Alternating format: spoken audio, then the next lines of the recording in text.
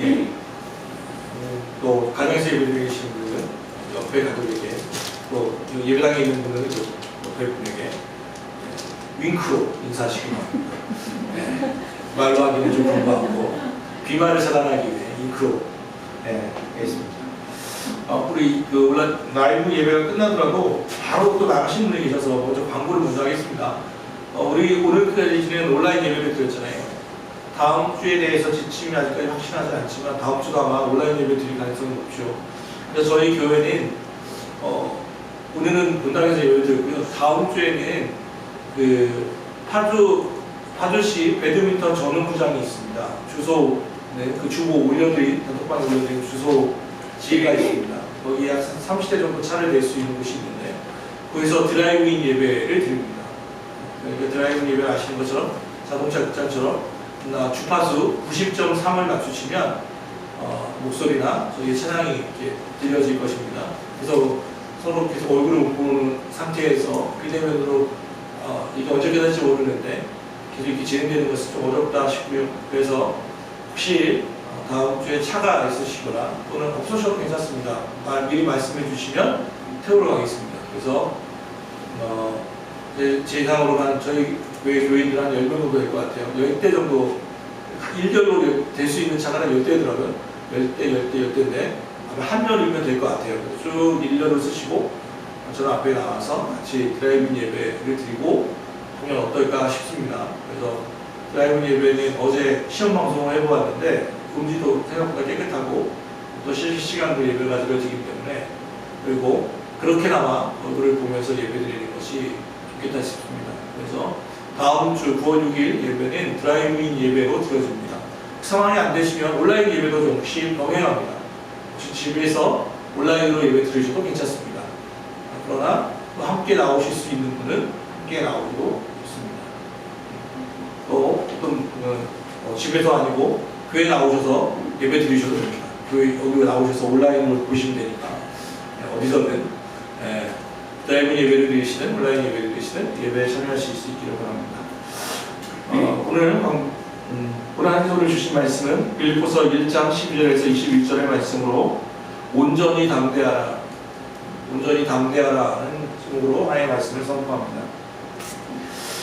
옛날부터 아마 지금 학생들, 청소년들을 잘 알지 못할지 모르지만 우리나라에서는 6가지의 덕목을 중요시 여겼습니다. 유교국가였으니까요. 뭐냐면 인, 의, 예, 지, 신, 용이라고 하는 것입니다. 인, 어짐, 의, 옳음, 예, 예의, 지, 지식, 그 다음 신, 믿음, 용, 용기, 인이, 예지, 신, 용, 이 6가지를 육도라고 해가지고 이 6가지가 잘 갖춰진 인간상을 군자의 상으로 하고 참 멋있는 완성된 사람으로 이야기했었습니다. 그래서 여전히 군대 같은 데 가보면 이것들이 많이 써있기도 하고요. 충효 이러면서 쓰기도 하고 그렇습니다. 제가 학생 때도 인이, 예지, 신용 이 6가지를 얼마나 중요시 여겼냐면 그 컨닝할 때도 이 6도에 따라서 컨닝을 하고 그랬습니다. 컨닝을 할 때 6도가 있어요. 컨닝 남의 시험지를 볼 때도 이 6도가 뭐냐면 인, 어짐이죠. 성적이 나쁜 학생을 위해서 내 것을 보여주는 용기. 이 어짐. 그 아이를 불쌍히 여기며 나보다 못한 아이를 바라보면서 내 답안지를 쓱 밀어주는 그런 어짐이, 인이 있어야 있고, 의, 내가 혹시 컨닝을 하다가 들켜도 절대 관련자를 부리지 않는 것. 의, 예 있었고요. 또 예라는 것은 우리 때는 시험을 빨리 끝나면 나가잖아요. 시험시 나에게 보여준 학생보다 항상 먼저 나가주는 예의가 있었습니다. 그리고 지, 지식이죠. 누가 공부를 잘하고 노트 정리를 잘하는지, 그리고 누가 보여줄 만한지 평소에 알아두는 것. 그래서 지라고 했죠. 신, 믿음이죠. 컨닝한 답이 좀 이상해도 의심하지 않고 그대로 써주는 것. 그래서 우리는 신이라 했죠. 그리고 용, 아무리 시험 감독자가 무서운 분이라 할지라도 내 옆에 있다 할지라도 과감하게 용기를 내어서 컨닝하는 것을 우리는 용이라 하였습니다. 그래서 인이, 예지, 신용, 이 컨닝의 뭐 6도를 지켰습니다. 근데 지금 이렇게 보면 농담으로 얘기하지만 요즘 시대 와서는 이것들이 다 무너졌죠. 인의, 예지, 신용 하나하나 이야기하자라도 어짐이라든지 의로움, 믿음, 지식, 지혜는 지식은 있지만 지혜가 부족하고요. 참 이것들이 많이 무너졌다는 것을 보게 돼요. 빠른 세월이 흘러가면서 말이죠. 그런데 오늘은 특별히 이 인의, 예지, 신용 중에서 용에 대해서 성경도 이 용, 담력, 담대함, 용기에 대해서 다루거든요. 오늘 바울은 사실은 이것에 대해서 이야기합니다. 오늘은 이 담대함, 용기에 대해서 같이 좀 나눠보려고 합니다. 용기는 과연 어디서 생기는 겁니까? 용감하라고 말하는데 그 용기는 어디서 옵니까? 보통 어떤 저희 어머님은 지갑에서 용기가 생긴다고 믿으셨어요. 그래서 항상 아들이 나가려고 하면 지갑을 점검을 했어요. 지갑에 비어있으면 남자가 지갑을 두둑해야 된다고 꼭 채워넣으려고 부족한 사람이시지만 채워넣어주려고 하셨어요. 그게 뭐냐면 지갑을 두둑해야 누군가를 만나도 야, 밥 한 번 내가 살게, 내가 낼게, 이렇게 좀 되잖아요. 그래서 아마 어르신들은 이게 배가 두둑해야 하고 지갑이 두둑해야 한다라고 생각했어요. 근데 이것이 한 얘기지만 실제로 그렇죠. 우리나라의 갑질이라고 하는 것들을 보면 사실은 누가 갑질을 합니까? 돈 있는 사람들이 하잖아요. 또는 소비자들이 하잖아요. 그러니까 돈 내는 사람이 하잖아요. 갑질이라고 하는 것은 다른 사람을 뭐예요? 을로 생각하는 거잖아요. 내 밑으로 보는 거거든요. 그럼 용기예요. 사실 용기가 아니라 만용입니다. 돈이 생기면 내가 돈 번 것이 많으면 다른 사람이 함부로 해도 된다고 하는 것은 용기를 넘어 만용이 되고 옳지 않은 것이 됩니다. 그런데 많은 사람들은 사실 자본주의, 자본이, 그러니까 돈이 본인 시대예요. 근본인 시대예요. 이 자본주의 시대에서는 내가 가지고 있는 것이 돈이 물질이 항상 용기가 된다고 생각하는 체제예요. 그럼 과연 그렇습니까? 오늘 가지고 있는 재산이 내일도 내 거라고 하는 보장이 어디에 있습니까? 돈은 돌고 돌아서 돈이라고 하지 않습니까? 이 용기는 분명히 뭔가 잘못되어 있습니다. 어떤 사람들은 야, 지식이 많으면 용기가 있을 거라고 생각합니다. 많이 알면 용기가 생길 것 같아. 그런데 많이 알면 오히려 더 용기가 없어요. 왜 그렇습니까? 우리 지금 여기에만 봐도 약 8,000개 이상의 바이러스가 떠다닌다고 한다고 합니다. 코로나 바이러스 빼고 보통 만나는 게 8,000가지 정도예요. 공기 중에만 적혀 있는 게. 그런데 안 보이잖아요. 잘 모르니까. 우리는 차라리 어떤 때는 모르는 게 약일 때가 있는 거예요. 먼지가 타고 있는데 어느 날 햇빛이 다 비춰보세요. 그럼 여기에 막 먼지가 가득한 거예요. 그럼 거기 내가 그 공기를 계속 마시고 있었다는 거예요. 오래 보여지니까 그게 더 나한테 불편함을 느껴질 수가 있어요. 많이 알면 좋을 것 같지만 지식이 너무 많아지면 근심이 많아질 수 있고 용기가 더 점점 줄 수 있다는 것을 알아야 돼요. 그러면 어떤 사람들은 많은 사람으로부터 지지를 받으면 용기가 있다고 생각합니다. 누가 나를 지지해주면 그게 뭐예요? 그게 정치인들의 용기의 힘이기도 하고 여론의 힘이기도 하죠. 다른 누군가 나에게 좋아요를 눌러주면 내가 무언가 스타가 될 것 같고, 그러니까 자꾸 이야기를 꾸며서 거짓이 아닌 것을 자꾸 거짓인데 자꾸 올리고 하잖아요. 근데 아시는 것처럼 다른 사람의 성원, 여론의 지지, 칭찬, 존경들은 그것 또한 잠깐 있다가 사라져버리는 거예요. 왜 스타입니까? 우리가 연예인이나 이런 정치인들을 얘기할 때 스타라고 하죠. 왜 스타입니까? 별은 떠있을 땐 밝을지 모르지만 한순간에 지기 때문에 스타예요. 태양이 아니에요. 언제나 스타예요. 스타는 사라지기 때문에 스타예요. 잠깐 있다가 잠깐 사라지는 거예요. 그러니까 지식이나 돈이나 또는 지지 이런 것들 외적인 것으로부터 내 용기를 찾으려고 한다면 그 용기는 금세 사라지고 마요. 아주 갈대 같은 것이 되고 맙니다. 그러면 어떻게 하면 용기가 생기겠습니까? 두 가지의 참된 용기가 있습니다. 내적인 것을 찾아야만 합니다. 첫 번째는 뭐냐면 도덕적인 용기입니다. 양심으로부터 성원을 얻는 것. 내가 의로운 일을 하고 있다는 것. 의와 선과 진리 편에 가질 수 있는 것. 내가 다른 사람이 지지해주지 않아도 이 일을 하면서 벌이가 없어도 돈을 많이 제법 벌지 못해도 내가 옳은 일을 하고 있어, 내가 옳아라고 하는 내적인 도덕적 용기가 있다면 그는 용감한 사람. 거기서 용기가 나와요. 그런데 두 번째, 더 높은 차원의 용기가 있다면 종교적인 용기입니다. 하나님의 사랑을 믿고 하나님의 약속을 믿는 마음에서 근거한 신앙의 용기. 이건 절대적인 거예요.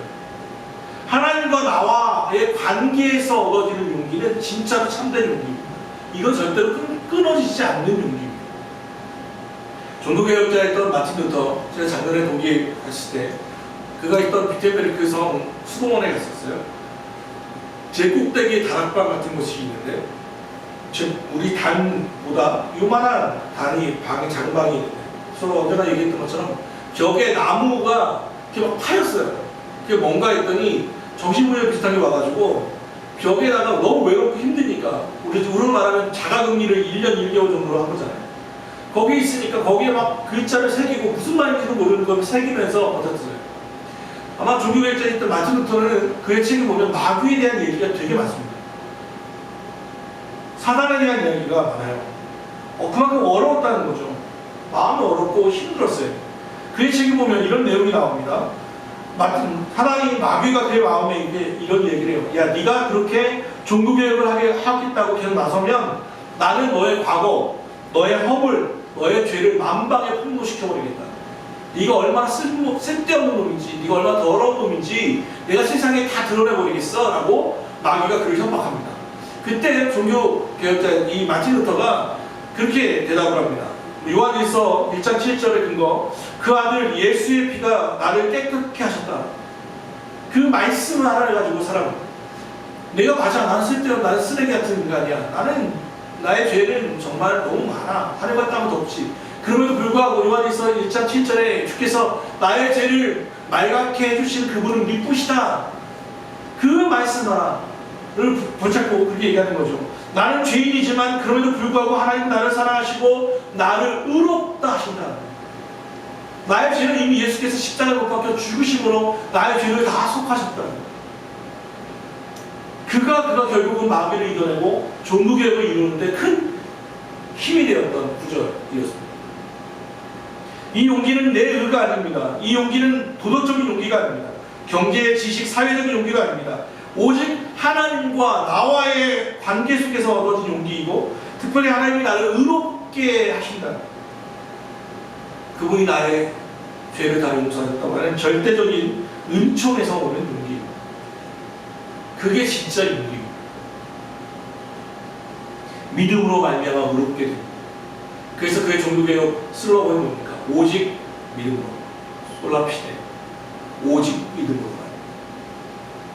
그게 그 서슬퍼런 교황과 추기경의 칼날 앞에서도 용감하게 담대하게 외칠 수 있었던 이유가 여기에 있습니다. 오늘 본문을 통해서 사도 바울은 진정한 용기가 무엇인지를 말합니다. 20절 말씀 20절 말씀 같이 읽어볼까요? 자, 시작. 나의 간절한 기대와 소망을 따라 아무 일이든지 부러워하지 않고 지금도 전과 같이 온전히 담대하여 살든지 죽든지 이 몸에서 그리스도가 존귀하게 되게 하려 하는 것입니다. 여기서 말하는 온전히 담대하여 라는 말씀이 오늘 성경에 오늘 본문에 오늘 그 설교 제목이 되었습니다. 여기서 담대하다라는 말이 담대함, 우리로 지금으로 말하면 용기입니다. NIV에 보면 이걸 풀 커지라고 합니다. 풀 커리지. 그러니까 용기가 가득 찬 상태. 용기가 꽉 차 있는 상태를 풀 커리지. 다 온전히 담대하여 라는 말입니다. 그런데 사실 사도 바울은 내가 지금 온전히 담대하다라고 말하고 있는데 나는 지금 용감해 라고 말하는데 그 상황이 어땠는데요? 잠시 다시 앞쪽으로 넘겨와 주시죠. 12절. 형제들아, 내가 당한 일이 도리어 복음 전파에 진전이 된 줄을 너희가 알기를 원하노라. 그러므로 나의 매임이 그리스도 안에서 모든 시대함과 그 밖에 모든 사람에게 나타났으니 그의 매임이 이 빌립보서는 어디 썼냐면 사도 바울이 감옥에 있을 때 쓴 거예요. 감옥에 지금 갇혀있는 상태예요. 로마의 감옥에서 그 갇혀서 복음을 전파하고 싶은데 아무것도 하지 못하고 그의 재판이 계속해서 미루어지고 소식도 없고 그냥 거기서 있는 연금 상태에 있는 거예요. 그때 그가 빌립보에 있는 교회에게 이 편지를 쓴 거예요. 나의 메인이, 내가 당한 일, 어떤 거예요? 소식도 없고, 기한도 없고, 복음을 전파하는 게 그의 유일한 낙인데, 복음을 전파할 수도 없고, 만나는 사람도 없고, 완전히 지금을 말하면 자가격리도 아니고, 감옥에 그냥 갇혀서 아무것도 할 수 없는, 독방에 갇혀있는 거예요. 그런데 뭐라고 말해요? 나는 온전히 담대하다고 말해요. 아니, 오늘 더 나아가면 빌립보서에 나는 것처럼 기쁨의 서신이라고 말해요. 기뻐하라. 주 안에서 다시 말하노니 기뻐하라고 하는, 기뻐하라는 찬양 얘기가 너무 많아서 이 빌립보서는 기쁨의 서신이라고 하는 별명을 가지고 있는 서신서예요. 용기를 넘어 기쁨으로 나아가고 있습니다. 이게 뭐냐는 거예요. 지금 말해보세요. 저도 얼마 전에 깜짝 놀랐어요. 8월 17일 날 임시공휴일이었잖아요. 우리 가족끼리 오전 일찍 밥을 좀 먹었어요. 나가서 밥을 먹었는데 확진자 동선이 나왔어요. 봤더니 저희가 있었던 시간이 한 11시에 40분, 50분쯤 갔다가 12시 30분에 나왔어요. 정확하게. 나왔는데 확진자가 거기 1시에 왔어요. 딱 30분 차이였어요. 30분. 저희가 들렸던 음식점에. 그러니까 무슨 일이에요? 야, 진짜 코로나가 코앞에 가 있구나. 남의 얘기가 아니고, 물론 그 경각심을 갖고 있었지만, 야, 이게 만약에 나랑 같이 겹쳤다고 하면 제일 먼저 하는 게 뭐예요? 우리 아이들 다 자가격리 얘기구나. 위치에 따라서 밀접 접촉자였으면 우리 아내도 출근하지 못하고, 야, 그럼 도대체 자가격리 우리 방이 몇 개인데 이거 어떻게 있어야지? 어떻게 자가격리를 해야지? 밥은 14일 동안 어떻게 먹지? 그럼 일 안 하면 누가 돈을 주나? 보통 여러 가지 것들이 많아졌어요. 용기가 사라지죠. 두려운 시대에. 아마 일하시는 분도 마찬가지일 거예요. 문이 열리고 들어오는데 이 사람이 어디서 온 사람인지 누가 알겠어요. 특별히 가뜩이나 마스크를 쓰지 않고 들어온다면 우리는 정말 공포 속에 살아가고 있어요. 두려움 속에 살아가고 있어요. 아무리 친한 사람이라 할지라도 혹시나 싶은 두려움이, 공포가 우리를 메어싸고 있어요. 그러다 보니까 자꾸 이상한 뉴스들이, 가짜 뉴스들이 또는 다른 사람의 감정을 자극하는 일들이 퍼날라지고 또 있죠. 오늘 시대와 비슷하지 않아요. 사도 바울은 자기가 매였어요. 당했어요. 지금 기한 없는 고난에 빠져 있어요. 그런데 뭐라고 말해요? 온전히 난 담대하다고 말해요. 그 용기의 비밀이 뭐냐는 거예요. 그럼 어떻게 하면 그렇게 용기를 가지고 있어요? 가질 수 있어요. 사랑하는 여러분, 진짜 용기는 어디서 오냐면 사랑에서 와요. 사랑. 그래서 용기와 사랑은 하나거든요. 무슨 얘기냐면 이기적인 사람은 용기가 없어요. 사랑받을 때 용기가 있고 사랑할 때 용기가 있어요. 왜냐하면 이 세상에서 가장 용감한 분은 제가 볼 때는 어머니들이에요. 어머니들이 가장 용감해요. 그 고통이 뭔지 아시는데 아이를 또 낳잖아요. 그보다 용기가 더 어디 있어요? 회사라는 수고를 다 하잖아요. 용감하시. 왜요? 그런 고통을 당하는 이유가 뭐예요? 그걸 담대하게 이기는 이유는 뭐예요? 회사라는 수고가 끝나고 나왔을 때 아이가 얼마나 사랑스러운지를 알기 때문입니다. 그 기쁨이 얼마나 충만한지를 알기 때문에 어머니들은 그 고통을 담대히 당합니다. 손양원 목사님 같은 경우에는 여수 애양원의 손양원 목사님이 하신 것처럼 애양원은 나병 환자들이 있던 곳이죠. 코로나로 비교할 수 없는 나병 환자들이 모여있는 곳에 나병 환자가 있을 때 어떤 일이 벌어졌냐면 너무 급해서 그 고름을 입으로 빨아버렸죠. 입으로 빨아서 뱉고 그 가장 징그럽고 언제나 감염될 수 있는, 나도 그냥 나병 환자가 될 수 있는 그 환자들을 그냥 본 게 아니라 저 급할 때는 자기가 입으로 빨아서 뱉어내는, 그래서 그를 짜내는 일들을 하죠. 많은 사람들이 말립니다. 목사님 그러시다가 목숨을 잃습니다. 절대 그러시면 안 됩니다. 그런데 그가 그렇게 할 수 있었던 이유는 무엇입니까? 사랑이에요. 용기는요, 사랑하는 사람이 가질 수 있는 거예요. 어떤 사람이? 근데 우리는 사랑을 얘기할 때 뭘 얘기합니까? 하나님의 아가페 사랑, 무한한 사랑, 끝이 없는 사랑, 조건 없는 사랑을 이야기하죠. 하나님이 우리를 사랑하실 때 만약 요즘 뭐죠? 그 오디션 같은 프로그램을 본다면 나는 당신을 캐스팅하지 않겠습니다. 뭐 이런 식으로 만약 갔다면 우리 여기에 서 있을 수 있는 사람은 아무도 없을 거예요. 마틴 루터, 앞서 말한 것처럼 마틴 루터도 자기의 죄와 허물을 고백하겠다고 하는 마귀의 공격을 당했는데, 만약 하나님이 우리의 죄와 허물대로 심판하신다면 여기 서 있을 수 있는 사람이 과연 누가 있겠어요? 하나님의 사랑은 그래서 무조건적이에요. 무조건적. 조건이 없다는 거예요. 오직 유일한 조건이 있다면 믿음이에요. 믿음. 그분이 먼저 사랑하시죠. 뭐라고 말해요? 모든 사람이 죄를 범하였음에 하나님의 영광이 이루지 못하나니 죄의 삭은 사망이라. 끝났어요. 그런데 그리스도의 사랑은 뭐예요? 그리스도께서 우리를 위하여 먼저 십자가에 못 박혀 죽으셨다는 거예요. 먼저 죽으셨어요. 그러니까 우리의 용기는 어디에서 바탕을 가져야 하냐면 하나님의 사랑 앞에서 용기를 가져야 돼요. 우리가 부족하지만, 참 못났지만, 여전히 볼품없지만, 여전히 내 삶은 나아지지 못하고 하나님 앞에서 개선되어지지 못하지만 하나님은 나를 사랑하십니다. 나를 위해 십자가에 못 박혀 죽으신 그분이 나를 위해 지금도 하나님의 옆자리에 우편에서 기도하고 계셔. 성령님이 내 안에 계셔. 그 사람은 용기의 사람이 돼요. 나의 이 빈약한 마음을 가지고 내 감정에 따라서 용기를 가지려고 한다면 그 용기는 오래 갈 수 없어요. 앞서 말한 것처럼 외적인 용기를, 돈이라든지 지지라든지 다른 사람이 나를 칭찬하는 말이라든지 여기서만 용기를 갖는다고 한다면 그 용기는 금세 꺾이고, 진짜 용기는 나를 담대하게 하시는 것은, 오늘 사도 바울이 그 얘기를 하잖아요. 20절 다시 한번 봐보세요. 나의 간절한 기대와 소망을 따라 아무 일든지 부끄러워하지 않냐고 지금도 전과 같이 온전히 담대하여 살든지 죽든지 내 몸에서 그리스도가 존귀하게 되게 하려니 이는 내게 사는 것이 그리스도니 죽는 것도 유익함이라. 그의 바탕은 여기에 있는 거예요. 온전히 풀 커리지가 된 이유는 이미 나는 그리스도와 함께 십자가에 박혀 죽었고 그리스도께서 내 안에 사는 거니까 내가 살든지 죽든지 유익한 건 그리스도만 존귀하게 여겨주면, 그분에게만 영광이 된다면 나는 상관없어. 누가 하나님의 영광을 탐할 수 있겠어요? 누가 건드릴 수 있겠어요? 사도 바울은 사실 복음을 전할 수 없어서 너무 힘들었어요.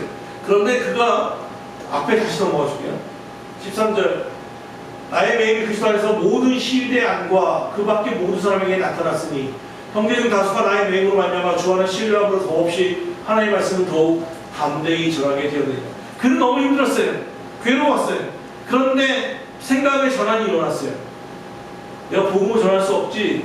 그런데 누구에게 전하기 시작하냐면 자기를 잡고 있는 시위대 사람들에게 복음을 전하기 시작했어요. 지금 아무것도 할 수 없어라고 생각했다가, 아니 왜 아무도 없어? 나를 감시하는 저 사람에게 복음을 전하면 되지. 시위대 사람들에게 권하기 시작했어요. 이 사람들은 누구예요? 로마 시민들이에요. 시위대에 있는 군인들은, 이 당시의 군인들은 뭐예요? 최고의 층들이에요. 고위층들이에요. 신뢰할 수 있는 신분 검사에서 통과된 사람들만이 하는 곳이에요. 여기 시위대에 갇혀있는 사람들은 나름대로 괜찮은, 소위 로마 정부에서 영향력을 행사할 수 있는 사람들이 같이 갇혀있는 거예요. 여기서 무슨 일을 해요? 복음을 전하기 시작해요. 여기서 씨앗들이 퍼져 나가고 결국 300년이 지났을 때 이 로마는 기독교 국가가 돼요. 이때 크리스찬의 비율은 9%였대요. 9%. 어떤 논문에 가면 3%였다는 얘기도 있어요. 3%에서 9%의 기독교인들이 로마를 뒤집어 놓은 거예요. 제국을 바꿨어요. 제국을 무너뜨린 건 창칼이 아니라 복음이었어요. 지금 코로나로 인해서 많은 이들이 기독교가 힘을 잃었다고 말해요. 위기라고 말해요. 맞아요. 힘들어요.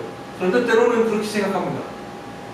이것은 3%, 9%를 만들어 가시는 하나님의 뜻일 수 있어요. 제대로 훈련된 사람들을 만들어 가시는. 정말 아무도 서 있지 않을 때, 지난주에 설교했던 것처럼 아무도 예배하지 않는 그 자리에서 나는 예배할 수 있는가? 아무도 나를 지켜보지 않는 온라인상에서 가정에서 나 혼자 있을 때에도 나는 예배할 수 있는가? 내 신앙을 지키고 있을 것인가? 이에 대한 다시 하나님의 물음일 수 있다는 것. 사도 바울은 그것을 하고 있어요. 생각을 전환했어요. 야, 사람들이 없으니까 복음을 전할 수 없지? 아니야. 나를 감시하는 저 사람에게 전하면 되지. 이게 뭐예요? 생각의 전환이 일어나요. 그리고 오히려 사도 바울이 갇혔다고 하니까 두 부를 가지고 했어요. 야, 사도 바울이 우리를 위해서 저렇게 갇혔으니까 나도 복음 더 전해야지. 오히려 용기를 받아서 다른 사람들이 더 전하기 시작했다는 거예요.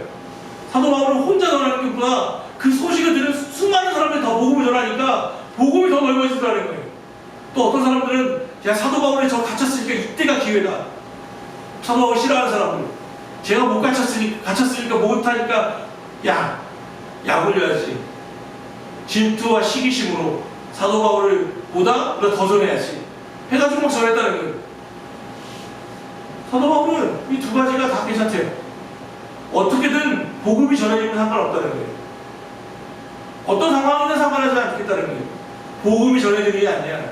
그리스도가 영광을 받는 게 아니야만 바라고 있다는 거예요. 그가 진짜 용기의 힘이었습니다. 우리는 사도 세례 요한의 이야기를 기억해야 돼요. 그는 흥하여야 하겠고 나는 쇠하여야 하리라. 여기서 저는 누굽니까? 예수 그리스도시죠. 그는 흥하여야 하겠고 나는 쇠하여야 하리라. 자기 사명을 알고 있었던 세례 요한은 감옥에 있을 때도 그런 용기를 잃지 않았죠. 자기 사명을 알고 있었기 때문에. 요즘 시대를 살아가면서 제가 있는 이 성의라는 게 있죠. 이거는 사실 카톨릭에서 만들어진 게 아니고 이거는 감리교 목사님이 창시자입니다. 우리는 그냥 이거 하나 또는 두 가지로 하죠. 근데 카톨릭 사제들을 보면 한 4가지 정도의 색깔을 사용해요. 뭐냐면 카톨릭 사제들은 검은색을 입으시는 분들이 계시죠. 검은색 옷을 입으시는 분들은 누구냐면 일반 사제예요. 일반 사제들. 그리고 보라색을 입으면 주교입니다. 주교. 진홍색을 입으면 빨간색을 입으면 충병이고요. 흰색은 교황이 입습니다. 색깔의 구분이 있어요. 완벽하게. 근데 그 이유가 뭐냐면 계급을 나타내는 게 아니라 검은색을 나타내는 것은 일반 사제들은 뭐냐면 자기 부정이에요. 나를 부인하고 십자가를 따른다고 하는, 그래서 검은색을 입고요. 보라색을 입는 사람들은 뭐냐면 주교들은 공동체를 위해서 내가 처음 고난을 당하겠다. 첫 번째 고난은 내가 당해야 한다는 생각이 이 보라색, 우리 사순절 보라색이잖아요. 고난을 상징하고요. 진홍색은 뭐냐면 공동체를 위해서 첫 번째 순교를 당하겠다고 하는 각오가 있는 사람을 추기경이에요. 그리고 교황은 뭐예요? 거룩함과 정결을 상징하는 게 흰색이에요. 그러니까 자기 계급이 아니고 그 뜻을 의미하는 거예요. 이 당시에는 처음 초대교회가 교회 전통이 일어날 때 목사를 뽑았다면 어떻게 뽑았냐면 가장 공동체를 위해서 제일 처음 순교할 사람을 뽑았어요. 그 각오가 되어 있습니까를 물었어요. 뭐해요?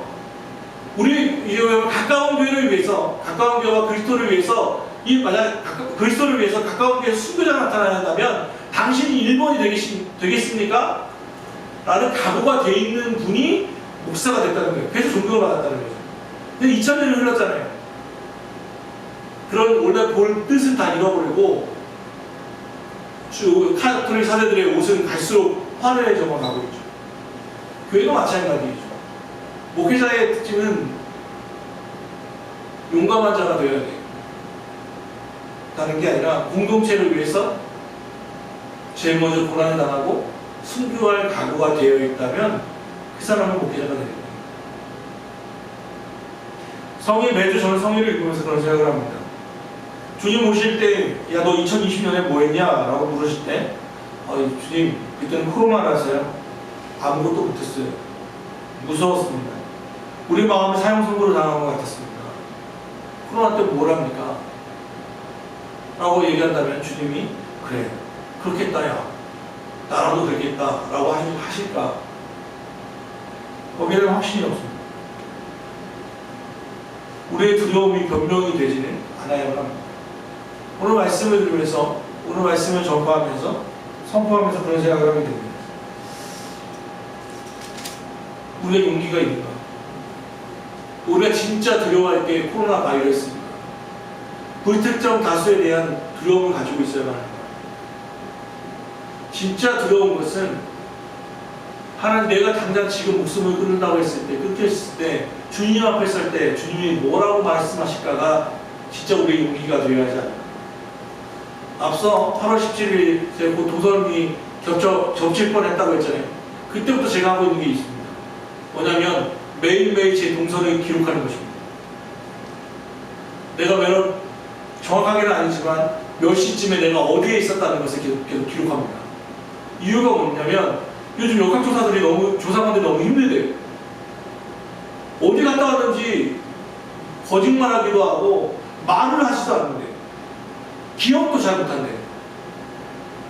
그래서 방송 보니까 막 CCTV 찾으러 다니고 GPS 찾아러 다니고 뭐 난리도 아니더라고요. 그래서 요즘 그런 생각을 해요. 좀 권한다면 이게 우리 기독교의 운동이 됐으면 좋겠어요. 내 사생활을 다 드러내라는 게 아니라 내 스스로를 위해서라도 동선을 좀 점검해 놓자는 거예요. 그럼 가지 않아야 할 곳은 안 갈 거 아닙니까? 꼭 필요하지 않은 곳은 안 갈 곳이 아닙니까? 그리고 혹시나 만에 하나 내가 무슨 잘못이 있어서가 아니라 내 옆에 확진자가 있으면 누가 알겠어요? 내가 혹시 확진자가 된다면 동선이 드러난다고 하면 부끄러움 없고 그분을 힘들지 않게 했으면 좋겠다는 생각이 들어요. 그게 어떻게 보면 개인의 종말을 준비하는 우리일 수 있겠다는 생각이 들었어요.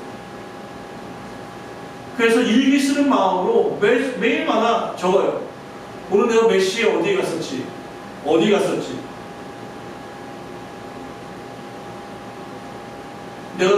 내가 가지 않아야 할 곳에 갔다면 나의 용기가 생깁니다. 도덕적 용기죠. 그리고 내가 지금 당장 하나님이 오라 하셔서 간다고 했을 때 너 뭐하다 왔냐라고 할 때 이렇게 했습니다 하고 보여드릴 것은 없지만 그래도 주님 최선을 다했습니다라는 말에 표가 되면 참 좋겠다 싶어요. 오늘 말씀을 마무리합니다.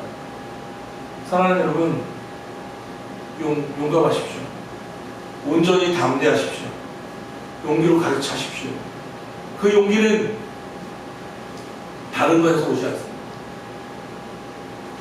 외적인 요인에서 찾지 마십시오. 하나님의 무한한 사랑 안에서 용기를 가지십시오. 물론 조심하지 말라는 것이 아닙니다. 마음대로 살라는 것이 아닙니다. 방만하거나 만용을 위하는 것이 아닙니다. 자연 법칙 안에서 우리는 조심하시고 최대한 외출을 삼가하고 이 코로나 시기가 지나가도록 우리 스스로를 절제하며 기도하며 나갑시다. 그러나 너무 들어가지 마십시오. 하나님은 그전에도 지금도 미래에도 여전히 우리를 사랑하시고 우리를 지켜 보호하시는 분이신 것을 믿으시기 바랍니다. 기도합시다. 사랑하는 하나님, 오늘 주의 말씀을 기억합니다. 사도 바울의 저 메일